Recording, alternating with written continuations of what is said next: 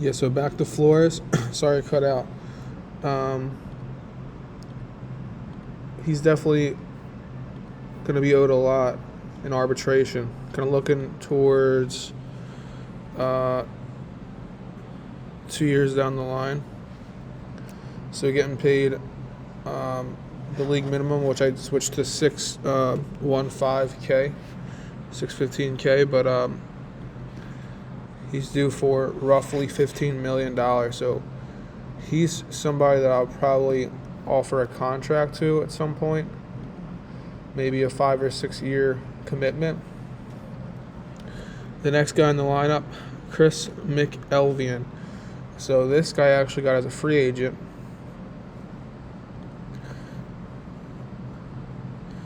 Drafted by the Blue Jays in the 17th round. And then he was a decent prospect.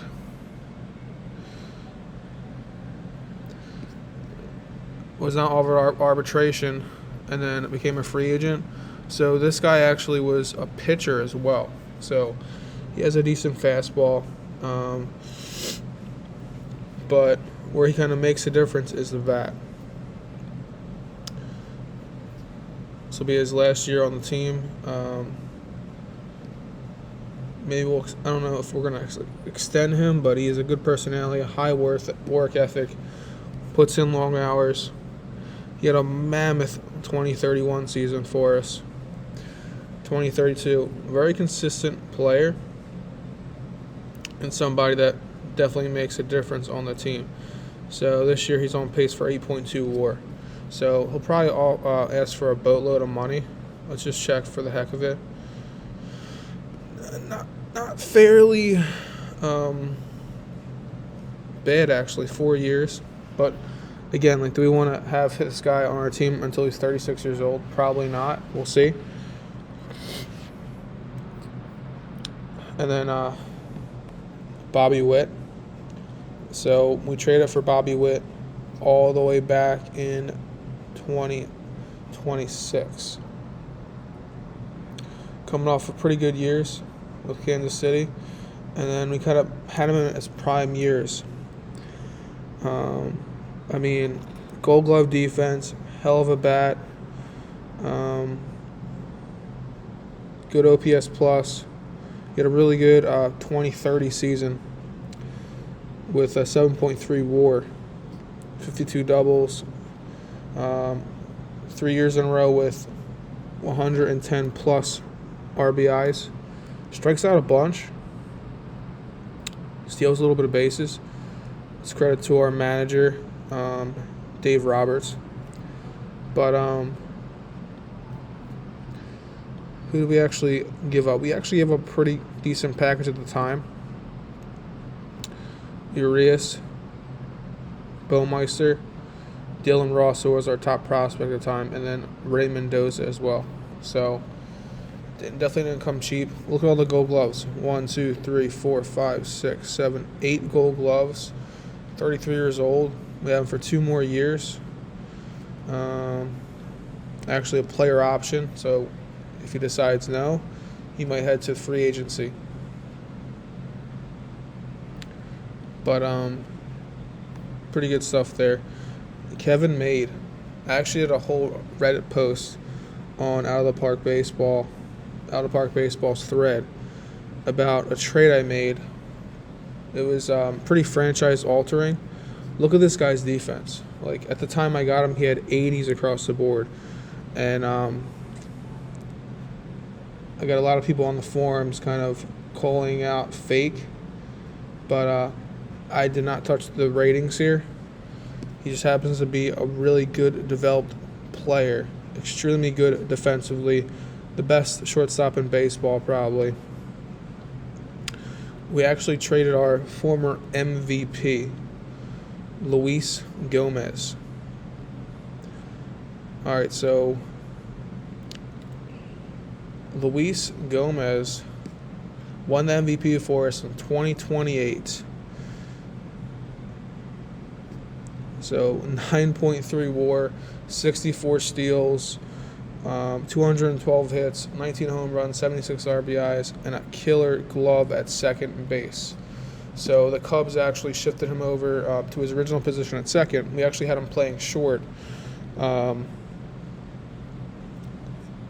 2031 briefly because of some injuries there. But then we got Kevin Made in the 1-for-1 trade. So I actually extended Kevin Made recently. We have a team option for 2037, so he's good for us for 4 more years after 2033. So pretty good stuff there. Then we got Jeff Adams killing the ball this year, 380 average. Got this guy in a trade, I believe, from the New York Yankees. So for Meyer, Hendrick, and Arias, we also got Rich Marino, who is not on the team any longer, and Tim Ensman. I would like to see Adams kind of continue with this pace. It's probably not going to happen. And then here is our reigning Rookie of the Year. So this guy was an international free agent signing back in 2028. He was fantastic for us. So we still owed the minimum. 22 years old, just came off of a 2032 Rookie of the Year award in the American League. His glove is getting a lot better. He still has a little potential to grow here, OSA's ratings. My scout likes him even more than OSA. So he's on pace for a pretty good year, 4.5 WAR, 330 average. I mean, this guy can actually be a leadoff hitter for us, but I like LaMonica a little bit better with his 65 eye. So, yeah, but the best offense in baseball. 537 runs, first in the league. 303 average, first in the league. On-base percentage, 383, first in the league. OPS, 903, first in the league. Batting WAR, 28.8, first in the league. WOBA, 380, first in the league. Home runs, 147, first in the league. So this is the best offense in baseball, and our record indicates that, 58 and 24 on July 1st. Let's get into the rotation. Nelson Duran, he is our ace. He has some really good stuff. He has 6 pitch mix, something I really like. Ground ball pitcher, 98 to 100, good velocity, power guy. Good stuff. Movement is okay. I mean, he gives up quite a share of home runs, but because of his stuff, he kind of gets more strikeouts. He's on pace for 10.6 Ks per 9 thus far. He did win the Cy Young for us in 2030. We acquired him from Twins in the Jerry Flores trade.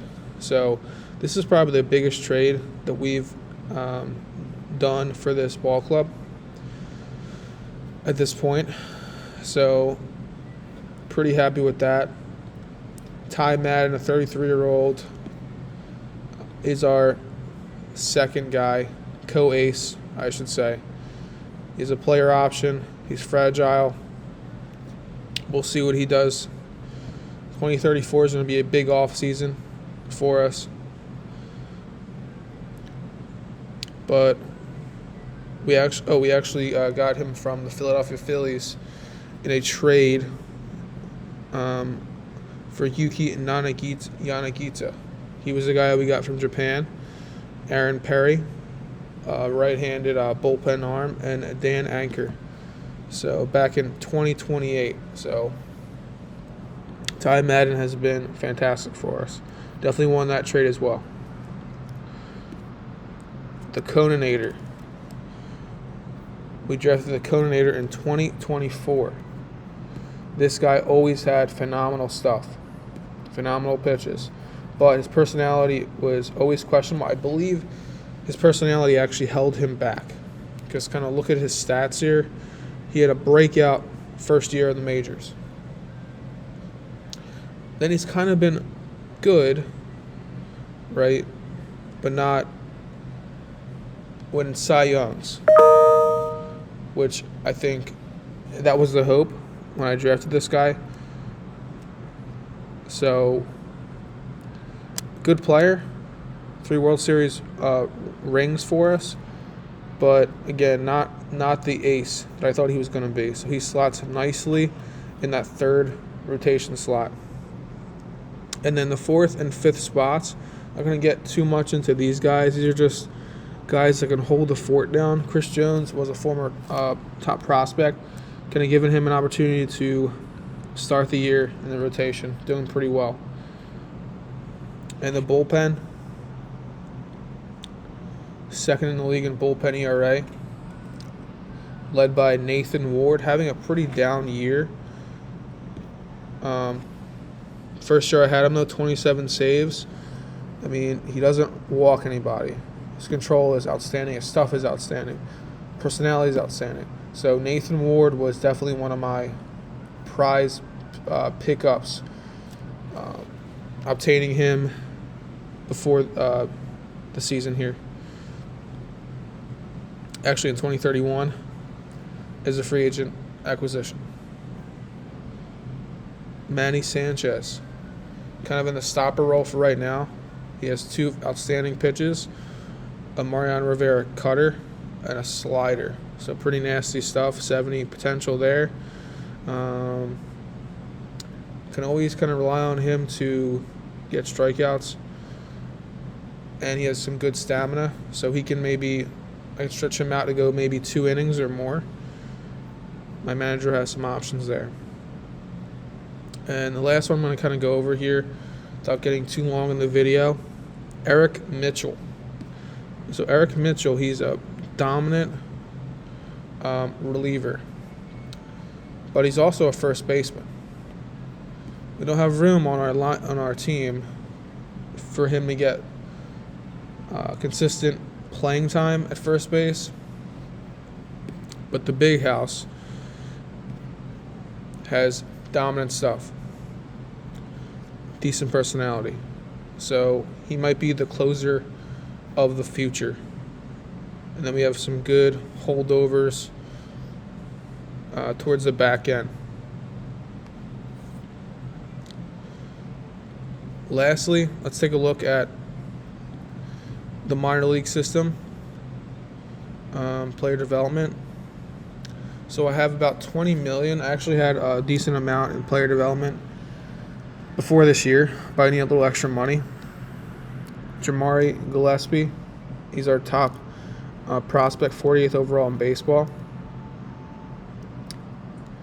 He could be a starting pitcher, but I think he's going to be the right fielder of the future for us. He avoids Ks. I mean, he might be a superstar, only 20 years old. So we'll see what happens.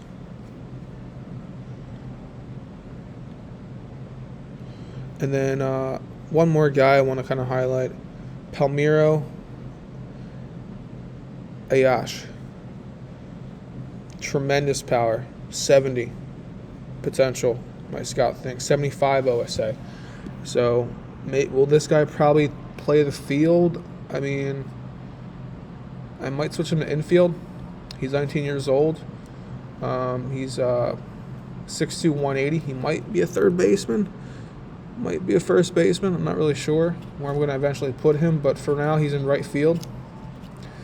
I like the power, like the avoid Ks, and he's crushing it in rookie ball.